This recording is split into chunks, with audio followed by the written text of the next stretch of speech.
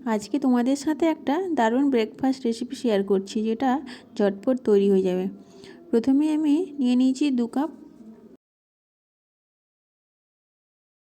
গোবিন্দভোগ চাল, 1 কাপ বিউলির ডাল আর 2 চামচ মতো ছোলার ডাল দিয়ে 4 থেকে 5 ঘন্টা ভিজিয়ে রেখেছিলাম।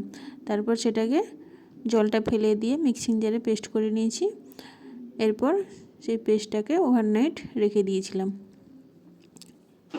এবার আমি একটা আলুর তরকারি বানিয়ে নেব। কড়াইতে তেল গরম করে জিরে ফোড়ন, শুকনো লঙ্কা, একটু হিং, কারি পাতা, লঙ্কা গুঁড়ো, হলুদ গুঁড়ো, একটু গ্রেট করে রাখা আদা দিয়ে কষিয়ে নেব। স্বাদ মতো নুন দিয়ে দেবো, দিয়ে সিদ্ধ করে রাখা 2টো আলু গ্রেট করে রেখেছিলাম সেটাও দিয়ে দেব, একটু গাজরও দিয়ে দেবো, দিয়ে রান্না করে নামিয়ে রাখবো।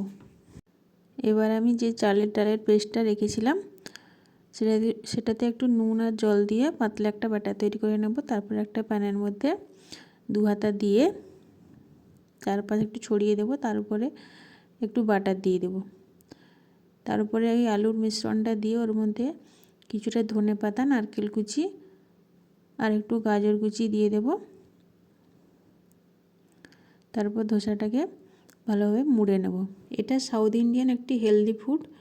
বাড়িতে একবার বানিয়ে দেখো। তোমাদের